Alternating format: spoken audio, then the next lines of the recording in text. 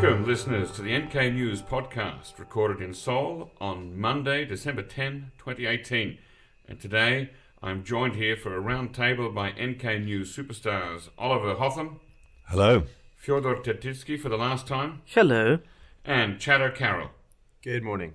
And we're going to be talking about 7 years under Kim Jong Un and whether he will come to Seoul, and also a French civil servant arrested for allegedly spying for North Korea. But before we get into the discussion, I want to talk to you all about the new NK shop. NK News annual shop is back in business for the holiday season. Chad and the team have really stepped up their game this year and have extremely limited edition retro t-shirts, 2019 calendars, postcards, Andy Warhol-inspired canned goods posters, and vintage DPRK travel posters. These posters are excellent for framing and look very nice on the wall of your home. Listeners to this podcast can get 10% off their entire purchase by using the code NKPodcast10, that's NKPodcast10 at the checkout. Just go to nkshop.org to see what's in stock this year. They'd make really great gifts for any North Korea watcher. So, let's get into the weeds here. Very soon, in fact next week, Monday, it'll be 7 years since the death of Kim Jong Il and the takeover or succession of power by Kim Jong Un. What has changed in those 7 years, Chad? I think the biggest areas of change relate to the economy and to nuclear weapons and their associated delivery systems. Under Kim Jong Il and Kim Il-sung, there were a combined 30 missile test events that we're aware about. Some of these had multiple missiles tested in one of the events. Others were just single tests. But in the Kim Jong Un era, there was 90 missile test events, which really show what a priority Kim Jong Un made that for the DPRK. And what about nuclear tests? Yeah, and we had 4 nuclear tests under Kim Jong Un, just 2 under Kim Jong Il. So Kim Jong Il would have been probably quite thrilled to see where the missile engineers had got to by 2017. The other issue is with the economy. There's been quite remarkable growth given the situation North Korea finds itself in with all of the sanctions and so on. And there's been a real diversification of domestically produced goods and services that have really come to the fore, especially in the last couple of years. So those are the two main things. Lots of developments on the surface in Pyongyang, but also elsewhere in other parts of the country too. Well, with the economy, I'd say we had 3 major projects. 2 of them seem to be successful and 1 not. The first and the second are basically the fulfillment of some reformist plan which started to be implemented at the Kim Jong Il, but will later either aborted or reduced in scale and researched only about 2010.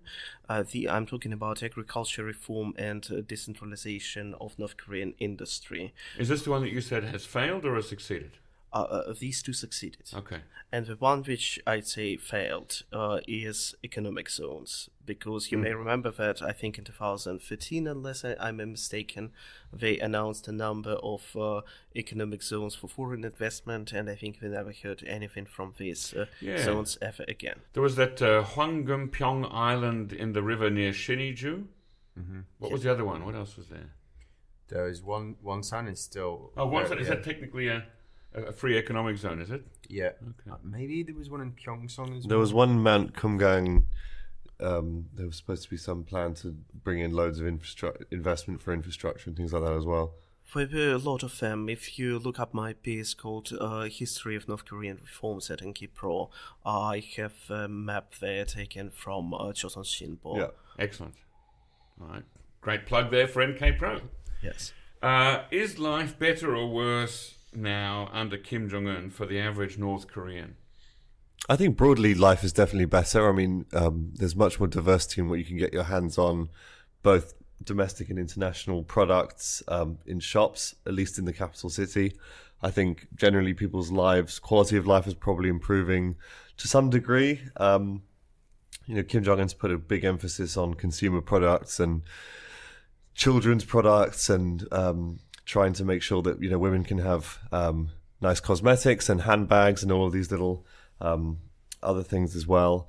But then broadly, I think a lot is still the same in North Korea as well. You get that sense that when you go, people say, well, it hasn't really changed that much in the last 10 years, and there's still the same kind of style, and there's still things are pretty difficult. There's still quite a lot of scarcity of very basic products, particularly on the medical front. So yeah, I think there's definitely a consensus though that life has broadly improved. It's just it really depends. The only area it's got worse is relating to people who want to leave the country without the blessing of the DPRK. So it's well known that defection has got a lot more difficult. Punishments have got more strict, and if you want to do it safely, the fees that you need to pay brokers have increased tremendously since the Kim Jong Il era. And we've seen in South Korea the number of people arriving from the north have really dropped quite sharply over the last 5 or 6 years. So that's one area where you could say life has got harder, and I think that also translates into problems and additional hurdles with receiving remittances from family members in South Korea. Of course, many defectors want to send money home, and the brokerage fees have apparently also increased. So that's getting harder and harder. Is that because border control is tighter and guards are no longer as susceptible to bribes? I think it's a combination. So the Chinese it's got harder on the Chinese side as well. As people who sometimes go to the borderlands will tell you, 5 years ago, as a Westerner, I was able to go to places like Tumen and Hunchun without really any problem. But these days, I've heard it's extremely hard to go around there without being stopped by police and so forth. So you can only imagine what it's like if you're North Korean. On the North Korean side, there's been reports in places like DPRK of additional guard posts, cameras, and machines to detect cell phones being used on the Chinese networks and so on. So I think that all combines to just make it a lot harder. And for some reason, the bribe fees have gone up. I don't know why that is, but do we know how much? Is it double, triple? Well, so I seem to remember that it used to be $2,000-3,000, and I think it's $7,000-8,000 now. But US dollars to get across the border. Yeah, wow. That, and my data could be out of date. I don't really specialize in this area. We need someone like Sokil here to tell us, but those are the sort of vague numbers I seem to recall. Okay, Fyodor, the average North Korean people, how's their lives affected now? Well, I'd say to summarize, I mostly agree with Oliver and Chad. The country become significantly richer and somewhat less free.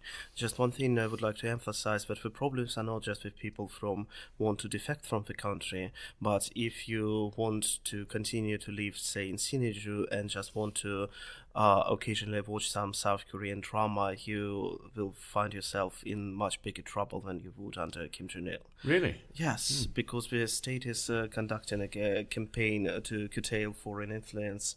If you remember, a year ago we had this party cell conference immediately before the New Year speech and the diplomatic engagement, and I'd say the last major event of 2017 was when Kim Jong Un in uncertain words said that we should do something about this. But then isn't Kim Jong Un himself sending mixed signals by attending the K-pop concert in Pyongyang last April and having his photo taken with the musicians? Well, notably for that concert, there was very little coverage in state television. They certainly didn't broadcast any South Korean music for that one. So, yeah, it is mixed signals. All right, the next big question. This is one that the mainstream media has been talking a lot about the last couple of weeks. Will Kim Jong Un come to South Korea before the end of the year? So that was all last week was a lot of speculation about this. South Korean media was saying the 13th, I think, was the date that the Chosun Ilbo reported on, which would be on Wednesday. It seems to be Thursday. From what the report suggests, it seems that the South Koreans have put out the feelers to the north and said, should we do this month? And it seems the Northerners have just not responded. So we've got this kind of fever pitch of speculation in Seoul about that, which seems to be what the North Koreans kind of wanted to achieve with this, because obviously it would be a historic event. The logistics, which I'm sure we'll get into later, would be quite unprecedented for such a visit. But it's also not really clear what Kim Jong Un would be able to achieve from doing it, right? So it would be great for Moon because his approval ratings are sinking a little bit. There's a lot of domestic pressure on economic issues. But I think, as far as we know, there isn't much that Kim Jong Un can get out of this summit that he wouldn't be able to get out of another meeting with Trump. So his eyes might be more on that than coming to Seoul. Is it possible that the meeting is planned between Pyongyang and Seoul, but we just don't know about it, and we won't know until it happens, or maybe the night before? That seems possible for sure, because you just think about the second summit in May this year between Moon Jae-in and Kim Jong Un. That was hosted without anybody knowing until the media were told about 5 or 6 p.m. on a Saturday, Kim Jong Un has been meeting with Moon Jae-in today. So that was one example of how it can be done. But it's also important to bear in mind that being in Panmunjom was a lot easier to isolate and conduct. This is going to be a bit harder, and there's more motivation on the South Korean side to integrate foreign media and things like that. So I think they'll announce it, but it will be quite a short lead time. I'd say if he's coming, they would probably announce it, because, Chad, remember the second summit happened when they really needed to emergency meeting. This was after Trump said he won't meet Kim Jong Un in Singapore, and it was sort of an emergency meeting.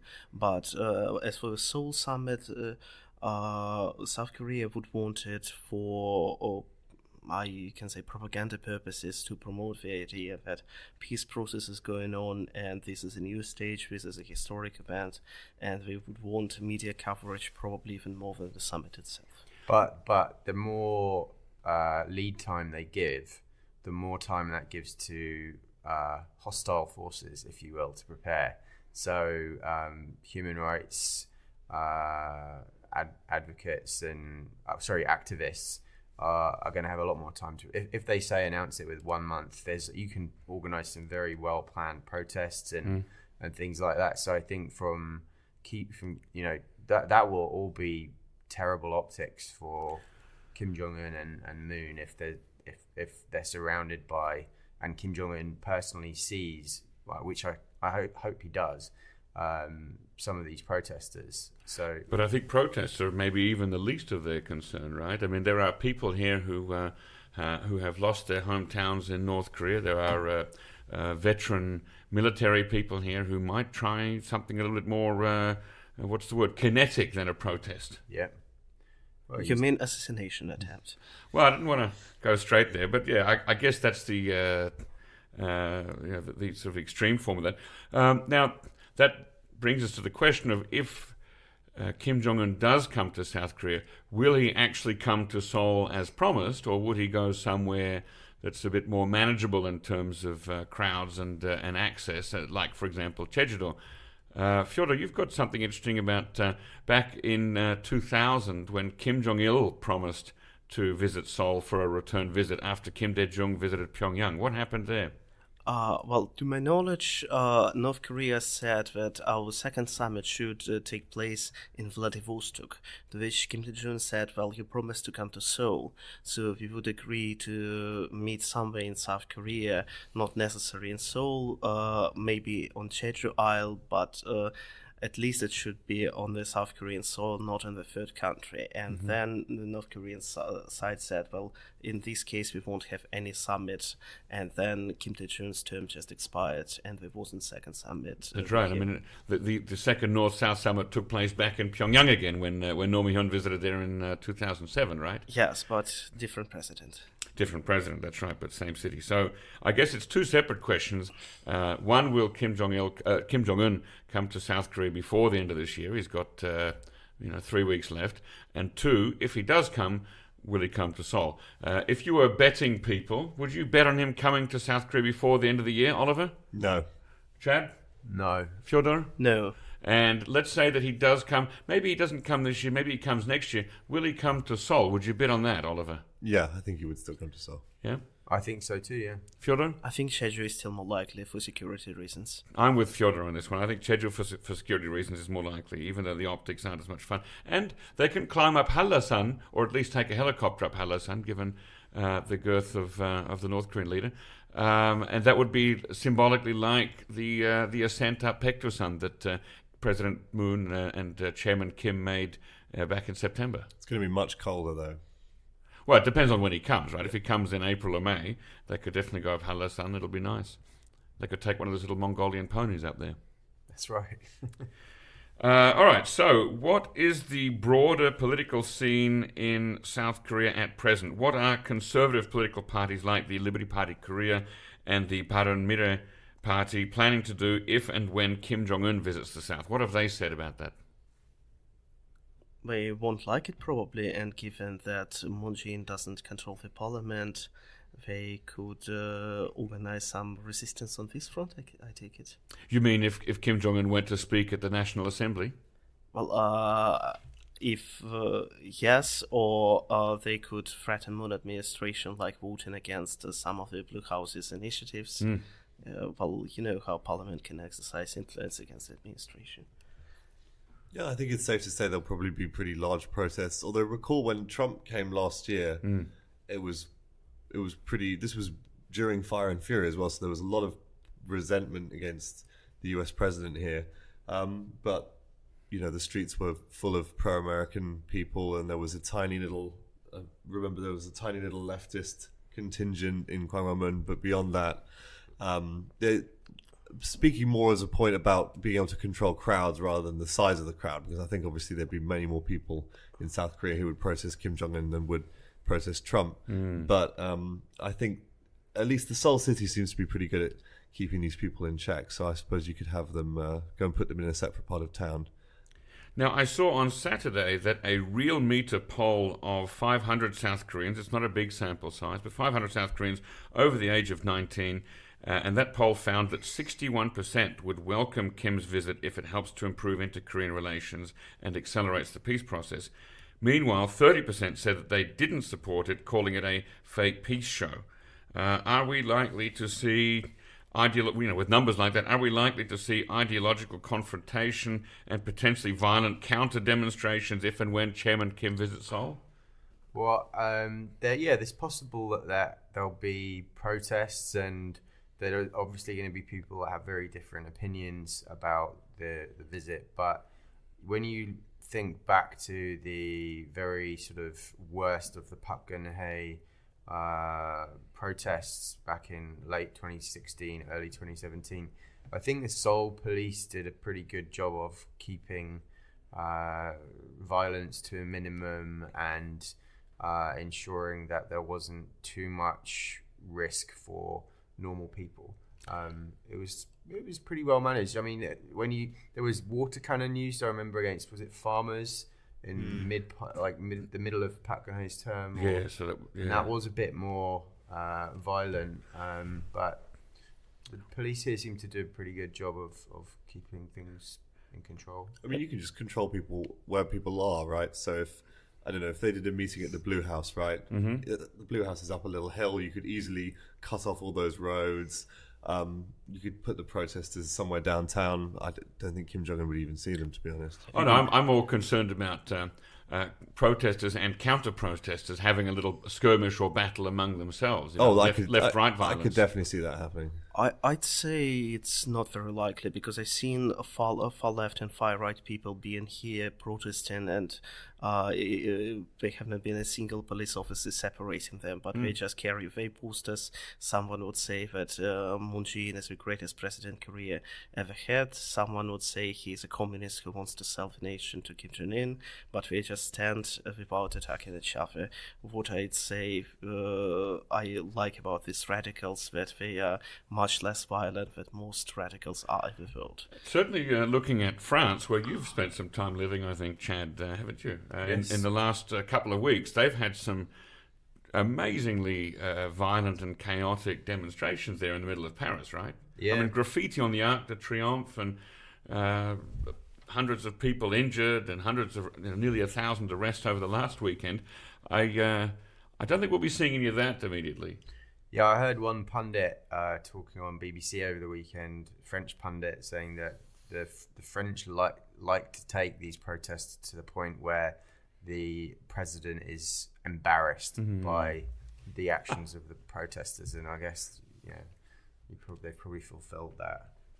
Now, we've had some stories in the media about a couple of people from a group calling itself the Baekdu Guard, and also another group, the Korea Youth Solidarity, who are among some, I guess you could call them fringe left-wing groups who really want to welcome Kim Jong Un here. They've made some banners, they've made some flyers, and they're afraid that defector voices, for example, those by former North Korean diplomat Tae Yong-ho, that they're cooling the warm atmosphere on the Korean peninsula.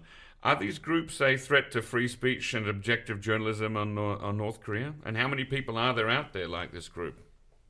I'd say they're not a threat to freedom of speech. Given Fyodor and I were looking at the social media accounts of the Baekdu Protection Guard, and it seems to be a group of about 10 people, I think. Something like them. Most in their teens. Most seem to be about 18, 19 years old. Very little public support, it seems. A description by one journalist of a raid by this group on the offices of Daily NK. It seemed much more that they showed up and just said, please stop hurting unification. And it's not to condone the behavior, but it seems to me slightly overstated as a threat. And pundits like Gordon Chang jumped on it and used it to show that the Moon government is tacitly supporting these kind of anti-democratic impulses, which is just total nonsense. It's like a complete misreading, and I just don't understand how pundits living in America can say things like that when they're so far away and are relying on really shoddy write-ups in very poor, factually incorrect publications like UPI. Sorry, I had to say that. Oh, you're calling them out, Chad. No, I mean it's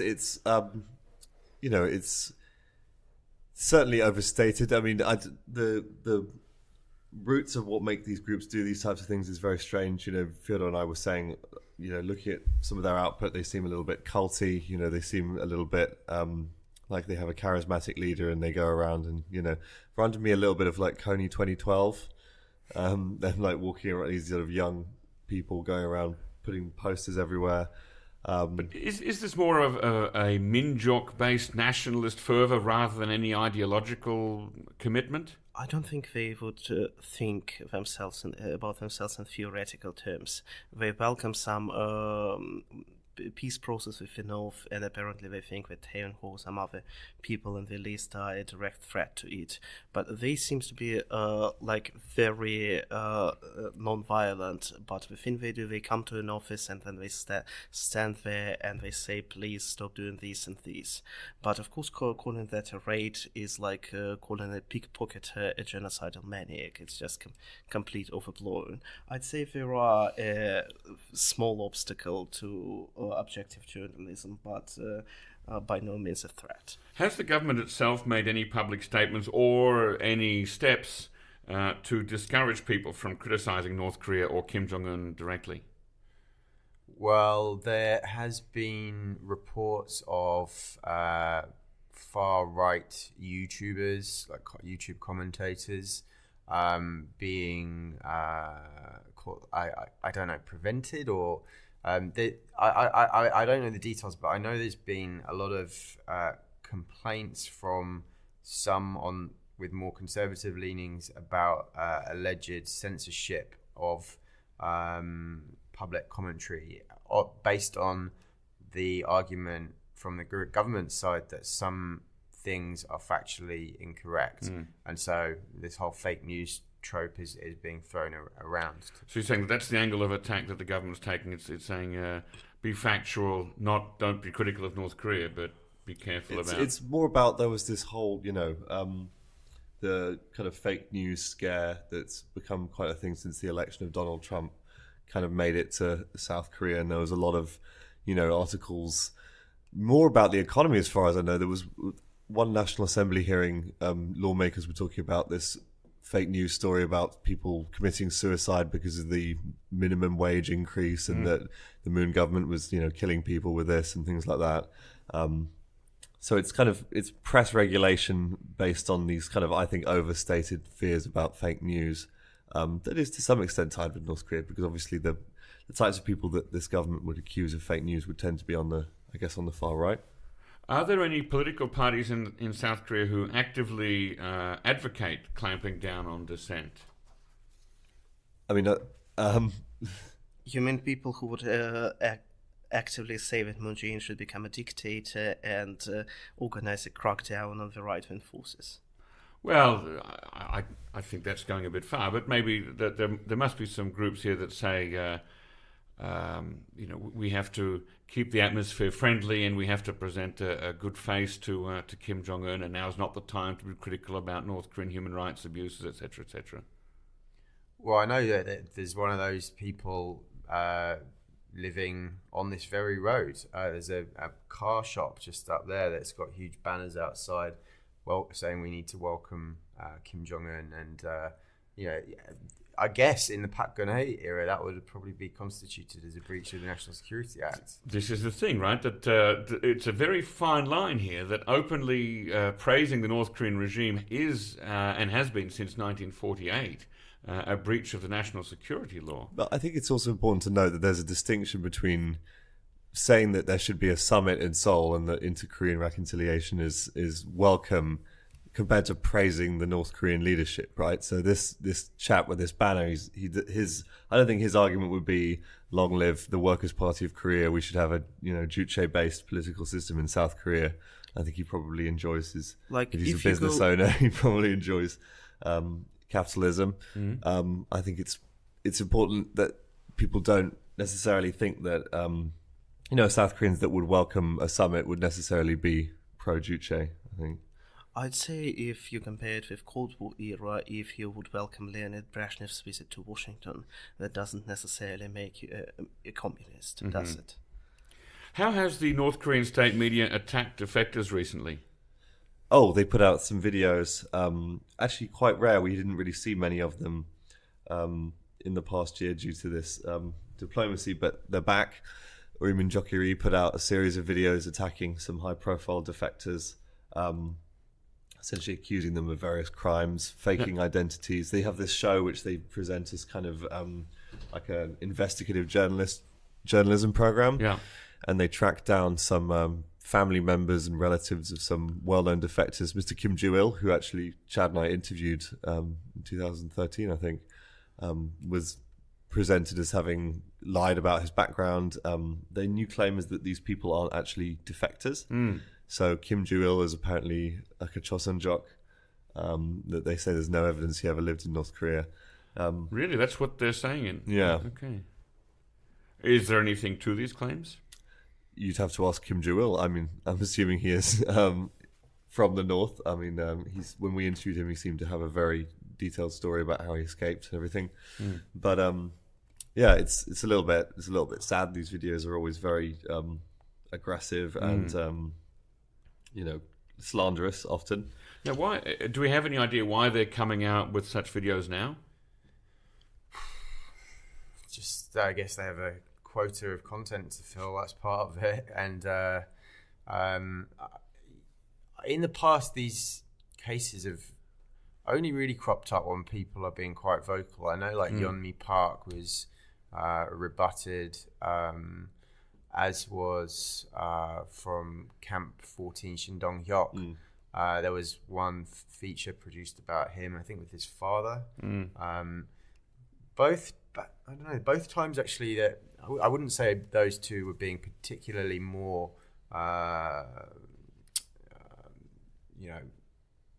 they weren't like making a huge noise really at that time, because it was with Shin's case, it was quite a long time after his book came out. With Yeonmi Park, I don't think she'd even had her book out at that point.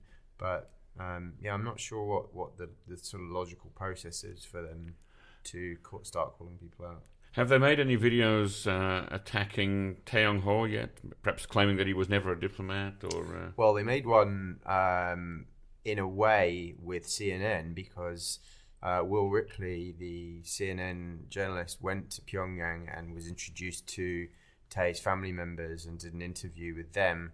And I do believe they even tried to contact Tae in Seoul to actually video Skype somehow to do a call together. Wow. But I think he turned it down from my recollection of the report. But besides that, I don't remember seeing North Korean media, besides the text articles, complaining about. There was Ori Minjokiri put out a video did. about how because their claim was that he'd committed sexual crimes or something like that. Oh dear. Which begs the question: well, why did you only choose to report these crimes when he defected? It might be something to do with defectors becoming quite vocal at the moment due to everything that's going on. Or as Chad said, I guess it might be some editor sits down to the journalists and they have no fresh content ideas, so they just go, "We'll just put out there." But one thing I'd say is that, like, to all the scaremongers that like Gordon Chang, to bear in mind is that Tae-yong-ho is producing a weekly video column at the Daily NK. That hasn't stopped. No one's censoring it. It's ongoing, and it's happening in South Korea. So the idea that the Moon government is censoring that, I would say that Tae's video column is probably like kryptonite to the North Koreans. It's probably, of all the voices and things going on, it's probably the one there's most sensitivity about, but it is continuing and no one is stopping it. So, to say that these 10 or 2 school children effectively that showed up and requested politely that it stop is evidence of a campaign from the Moon government. It's just preposterous. That's right. So those who are interested can go to the website of Daily NK and check out Tae's weekly video blog there. Fyodor, you'd like to say something about the Baek Guide? Yes, I just wanted to say that Daily NK's own report about the visit of them was quite neutral, and I think it will other media who try to really blow it out of proportion. Go to original sources. I think they handled it quite well. Judging from the Daily NK report, didn't they invite them in for tea and a chat? They did. It was very Korean. It was very polite. Now, a bit of an odd story this week, or it's from last week actually. A French civil servant arrested for spying for North Korea.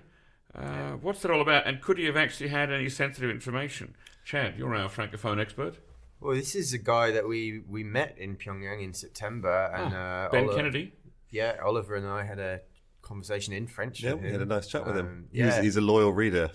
Yeah, and actually, I would say that he seemed, as far as friendship groups go, he seemed fairly open-minded, and I would definitely not pull him with the likes of Alejandro Calder-Benos or some of our other colleagues in the Korea Friendship Association circles who can be very sycophantic and very one-sided. We'd love to interview them on this podcast, so if you're out there listening, do send us an email at podcast@nknews.org. And I'd add that a French colleague of mine who's been doing North Korea stuff for a while emailed me when this case occurred and said he was quite surprised that this gentleman had been arrested, and pointed out that some of the French journalists who are going there regularly are far more sycophantic. Really? So what's he actually supposed to have handed over to North Korea?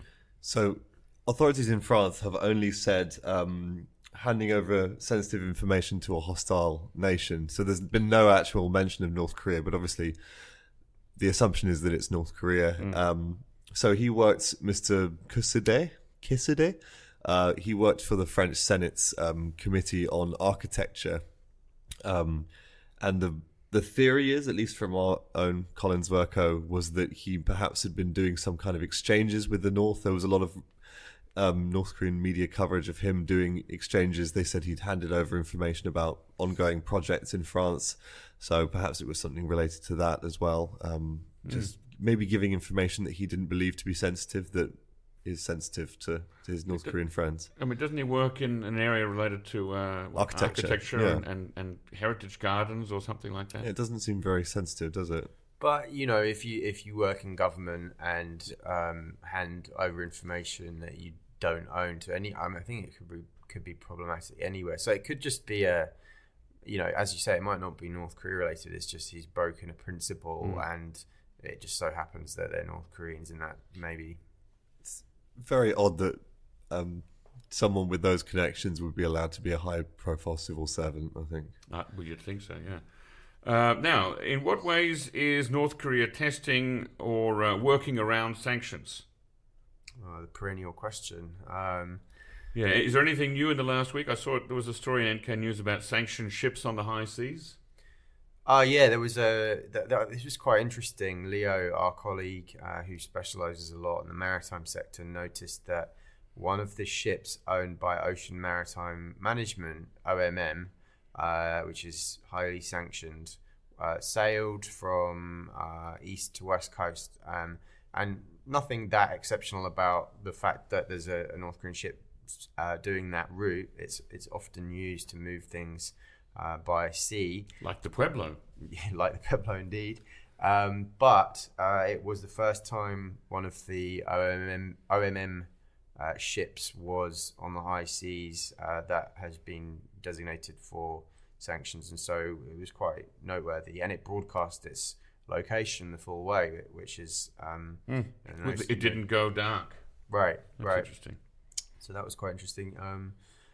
That just in terms of general trends on sanctions, we keep hearing about the ship-to-ship transfers taking place for North Korea to continue importing refined petroleum products above and beyond the cap that the UN have placed on them. And we've had, last week we had a very detailed and in-depth look by our very own Hamish MacDonald at all of the developments of infrastructure going on along the Sino-DPRK border.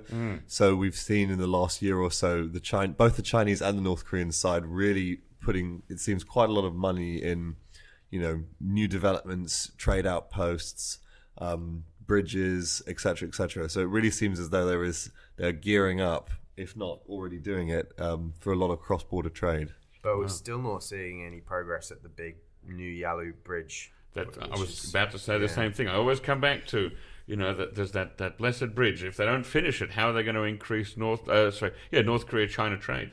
Yeah, I mean, it's the sort of litmus test, I think, of the future of PRC-DPRK relations. And we've heard rumours that the Chinese may be about to pay for the infrastructure to be completed on the North Korean side.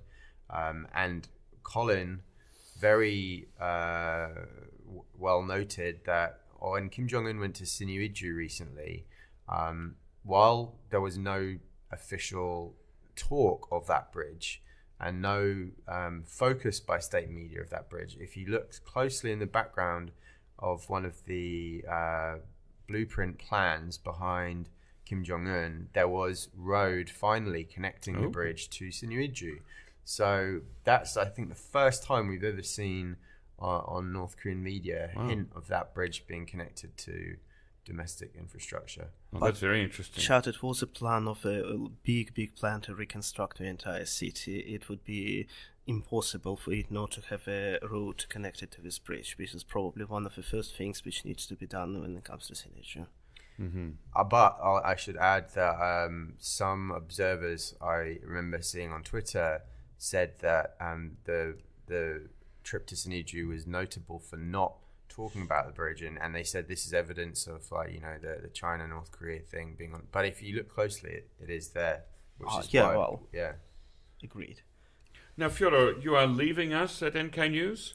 Well, I'm leaving only as a full-time employee, so I will continue to work as a contributor and maybe even occasionally join the podcast. So it wasn't really my last, but only my latest. So it's your last as a full-time NK News staffer. Tell us about your future trajectory. Well, I hope to get some academic position in South Korea. In any case, I'm not planning on living this wonderful country, so I guess you'll all see me many times. Fantastic. Looking back, tell us about some of your the favourite stories that you have worked on here at NK News. Well, I'd say for my personal development, I'm most proud of my series How the North is Run on various North Korean state institutions. I occasionally came up in this city, I think in February 2018. It sort of developed a series. I think I wrote over a dozen of his pieces, and now I'm working on Ministry for Agriculture. And as for ordinary columns, I'm saying the most proud on the Ri Sol-ju cult, because she sort of got her own small... This is the wife of Kim Jong Un, is it? This is the wife of Kim Jong Un. Respected First Lady. Yes, who got her moniker respected in April, and I sort of predicted in March that if she is ever getting her personality cult, that's the moniker they were going to use, and it happened exactly the way. So, does it mean that at some point in time there will be yet another book from North Korea called Mother of Korea, this time about Ri Sol-ju? Definitely possible. Fantastic. Look forward to that one. One of your most recent stories, you told about how the DPRK, the Democratic People's Republic of Korea, how it got its name. Could you give us a little summary of that, please? Well, as you know, most communist countries are extremely pedantic when it comes about every word they're going to use. So there was a discussion in the earliest years of North Korean history: should the country be People's Republic, Democratic Republic, or Democratic People's Republic? And eventually it came so that Kim Il-sung was pushing for the name Democratic People's Republic. But and after the Soviet administration said, let's call it People's Democratic one, it came so that the name became different in Korean and Russian. And which is very, very uncommon for the 1940s, because normally all the documents from the time look like a bad translation from Russian, but not in this case. Are there any other, or were there any other communist countries in the world that had the same style names, a Democratic People's Republic of something? Laos. Okay, so that's the same order. Well, I don't speak Laotian, so I'm not sure how it's called. But the English name is Lao PDR. Lao PDR, the Laotian People's Democratic Republic. Have they deliberately copied the North Korean style, as far as we know, or is it just coincidental? I have no idea. Well, Vietnam is Socialist Republic of Vietnam, isn't Right. it? Used to be democratic. I mean, the idea is that first you have people's democracy, and sometimes you sort of upgrade yourself to socialist, which happened to many countries of the Eastern Europe. But I think Kim Il-sung never took it seriously, so the country remained democratic peoples, and I think will stay for the foreseeable future. Yeah, just looking at the German analogy there, what was the official title of East Germany? German Democratic Republic. Right. So quite similar, but Yep. But without the peoples. without the peoples. Yeah. Maybe that's where they went wrong. All right, well, I think that's where we'll leave it for today, our round table. Thanks very much to Oliver, Chad, and Fyodor for joining us around the table, and we wish you a fond farewell, Fyodor, but you'll be back on our podcast in the future. Don't forget, listeners, to check out our nkshop.org for all your North Korea-related holiday gift ideas. You can get 10% off your entire purchase by using the code NKPodcast10 at the checkout. And please share this podcast, send us reviews, send us feedback and guest suggestions to podcast@nknews.org. Thanks, and listen again next time.